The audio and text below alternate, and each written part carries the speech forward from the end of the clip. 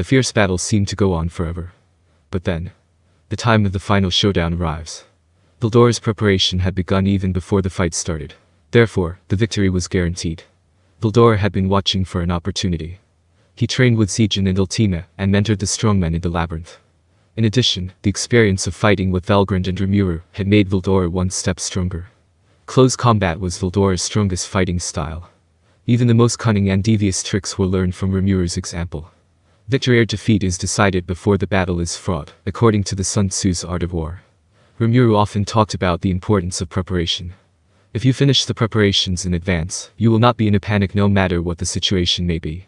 In case of war, it is difficult to end the war, so we must be prepared for any eventuality. Veldora has entered the war unexpectedly this time. Therefore, he was not fully prepared, but he had developed one or two tricks. If you had more energy than your opponent, there was a possibility that you would be resisted, but if you had more energy than your opponent, it would be almost certain to work. Therefore, he steadily reduced Dagruel's strength. Then, he assessed the difference between himself and Dagruel, and waited for the right moment. Even after he was convinced that he could do it, he stayed with Dagruel as a courtesy to his old friend. I thought I'd mastered this, but I'm not there yet. Dagruel, who had planned to defeat Veldora in a landslide, was surprised from the bottom of his heart. He had become a trinity in Ashur, and had even performed his innermost techniques, but he still could not win. He had already given up the idea that he was superior. He still thought that he had a day's advantage in a combat match. It was also pride. Now, Dagruel admitted it. Dagruel, back off now. If you'll go home quietly, I won't do anything more. You're being a pain in the ass, Veldora. I must defeat Luminous. It's the only way I can repay my dead friend. Veldora nodded. Veldora understood the importance of courtesy to the dead. But still, the thought crossed his mind that the living are more important. Rimuru said that it was a case-by-case situation. Neither of them is right or wrong, but it depends on the mind of the person concerned. Veldora has no choice but to keep his mouth shut because it is not something that a third party can say anything about. But that does not mean that everything is acceptable. Just as Dagruel has his own reasons, Veldora also has his own reasons. After all, in this world, the law of the jungle is the law of the jungle. Since the strong set the rules, I have made up my mind that I will win this fight and stop Dagruel. So he says to him, "Well, I'm sorry, Dagruel, but I will finish you off with my final move." Hearing Veldora's declaration, Dagruel became nervous. But it was too late. Veldora unleashed his power. The power that had been fully prepared for the attack went wild, and at that moment, a rainbow-colored darkness covered the area around them. A rainbow-colored darkness covered the land of the Holy Empire of Lobelia and the Desert of Death, engulfing a vast area. The fertile paradox. Veldora proclaimed. In the rainbow-colored darkness, a cruel miracle has been performed. The rainbow-colored darkness engulfs everything. It spreads at a tremendous speed, enveloping everything around it. What the hell?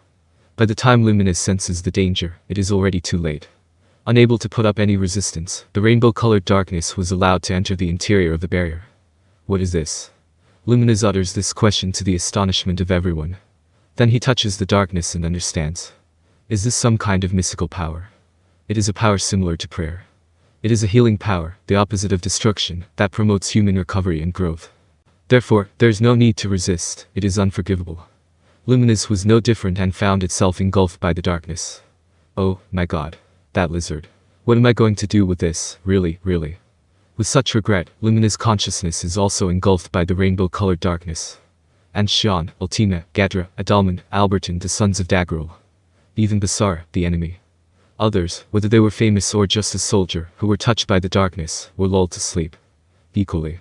And then. While all life was wrapped in sleep, the earth sprouted green. Veldora stands in the heart of the rainbow-colored darkness. Before his eyes is Dagruel, the god of destruction. Glassard and Fen are also present, as Veldora's power has released the Trinity. Glassard seemed to have done his job, but Fen seemed to be uninterested and turned away from him in a huff. Dagruel, on the other hand, was calm. You've changed the world using us as your seedlings, haven't you? It's a bit of an exaggeration to call it an alteration, but I'll admit that. I've played around with it a bit, Veldora answered cheerfully to Dagruel's incredulous question. Dagruel was annoyed by this attitude, but he was already unable to move even if he wanted to do something. Dagruel's limbs were buried in the trunk of a large tree, just as he said he had used them as seedlings. The same is true of Fen and Glassard. Although their torso parts, from the waist up, appear to have grown out of the tree, their limbs are actually assimilated into the trunk of the tree. It was impossible to disengage it, as it was no longer able to move of its own free will. What did you do? I restore it back together again, I guess. What? With the Magicule, he restored the devastated land to its natural state. Are you saying Magicule changes state? The Magicule has two states. There are two states of Magicule. A piercing state to be used for attacks, and a stable, calm, rounded state. Desert of Death was always in a rough state because it was exposed to an aggressive Magicule. If it could be stabilized, the surface would be as green as the Great Jura Forest. But such a feat was impossible for Dagruel, nor for other demon lords. Even Luminous, who had the most mystical power, could not neutralize the tyranny of Melon. If they had been able to do so, the reconciliation between Dagruel and Luminous might have been realized. In other words, the conclusion was that it is unrealistic to artificially generate a change in the state of the Magicule, and that the only solution is to wait for time to solve the problem. And yet, Veldora is. The fertility paradox is not, strictly speaking, an attack. I have given this land my blessing. I will harmonize the disordered Magicule and encourage the growth of life by feeding those who disturb nature. This land that once suffered magical disasters will be restored to normalcy and return to its former state of fertility.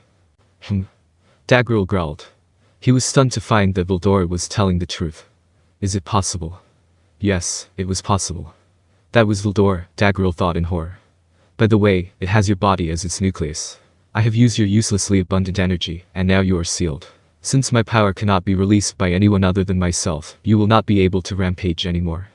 Veldora laughed and told them that there was no escape from the fertility paradox. His confidence is unshaken, even against the mighty Dagruel. After all, the principle of this power is based on blessing natural healing. It is not a compulsion to do anything but to return a living organism to its natural state. Therefore, the immune system does not function, nor is it resisted. Dagruel and the others had been returned from the evil god, the rampaging god of destruction, to the natural god, the missing part of the planet, the one that protects and sustains the planet. Now it was impossible for them to escape of their own accord. I know. It's so damned cunning. Kwahahaha. I'll take that as a compliment. Dagruel never meant it as a compliment, but Veldora laughed it off.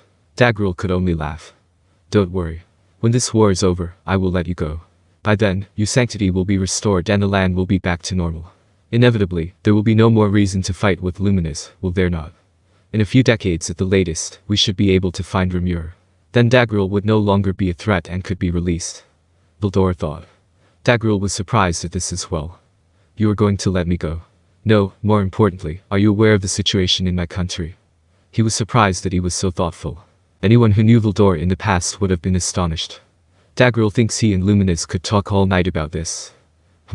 I sense a hint of disrespect, but that's okay. The current state of your country is that in a few hundred years or so the water will run out, and the land will be uninhabitable, even with the life force of giants, isn't it? This was too accurate. Dagruel had to admit. Veldora was really more thoughtful now than it had been in the past. I knew you had noticed. I guess you have realized the true purpose of my invasion of Luminous territory, even to move the binding gods. Dagruel's defeat at the hands of Fen reminded him of his former rampage, but his nature had not changed. The seeming betrayal of Rimuru and the others was only a move in the right direction. It was the result of a king's, cool-headed decision on how to handle this upheaval. Dagruel felt embarrassed that Veldora had recognized this. Veldora responded to Dagruel with a wry smile. No, I don't know about that. It has nothing to do with me. So, the fact that there were no young soldiers or women and children under your command, but only dead soldiers, is also of no concern to me. Ha ha ha ha. You're not kidding. That's just like you, Veldora. Dagruel, laughing like this, was definitely a friend of Veldora's. He had once been defeated by Veldora. Once defeated by Veldora, Dagruel was assigned to guard Heaven's Tower, the road to the Heavenly Star Palace. The road to the Heavenly Star Palace, the Heaven's Tower. The giants, led by Dagruel, have faithfully followed his orders. However, there was an incident of Milim's outburst. It was an incident that Milim could not be blamed for. Dagruel, unable to hold a grudge against anyone, solemnly made a choice to die in accordance with his destiny. However, his defeat by Fen reminded him of the old days. He regained his spirit and decided to take a last gamble. Luminous was just the right opponent for his grudge. If they could challenge it and take his territory, the giants would have a chance to live. Even if they were defeated, they would be able to buy time for those who remained, if they were greatly reduced in numbers in the great battle. Either way, it was possible. That is why Dagruel agreed to Fen's offer, even if he was stigmatized as a traitor. If I had been the only one to perish, it would have been fine. But it was unbearable for a king to impose the same fate on his young men. I'm sorry, Luminous, but I thought I had a chance. Dagruel repented. Veldora cowered his shoulders in response. After all, the world is a world of the weak and the strong, so no one will blame us. This is also true. There will be those who complain, but there is no need to listen to them. Before that, they too did not think they would survive this war. Without Veldora's intervention, the defeat of the Luminous would have been irreversible. Then, the victor would be the righteous one. This time, Dagruel and his group were not so lucky. But, Veldora, why did you bring this place back to life? To save us. Sympathy. Dagruel asks. As you pointed out, the desert that had been ravaged by the Magicule had been transformed into lush green land. The area is expanding rapidly and is about to affect Dagruel's territory. Veldora laughed. Kwahahaha. I just proved that I am stronger than you. I also wanted to show you how good I look in order to put Luminous in a good mood. I wanted to enrich the land for this purpose. Veldora says. The harmony of the Magicule promotes the growth of crops. The desert is greening up, so the effect is certain. But that can't be the only reason. Are you kidding me? I'm not kidding. I didn't think that even the Desert of Death could be included in the effect range. It was a miscalculation. Dagruel was amused by Veldora's insistence that this was all a mistake.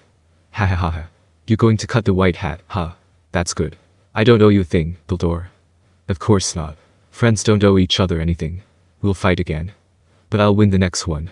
I'm not so naive as to be defeated again and again by a little boy. Veldora and Dagruel looked at each other and laughed loudly. There is no rancor between them, and they look at each other with a fresh expression on their faces. Now that the rift with Dagruel has been settled, an unexpected intruder appears. She appeared in this special space, without regard to the rainbow-colored darkness as a matter of course. It was Velgrand, a blue-haired, incredibly beautiful woman who is a symbol of fear to Veldora.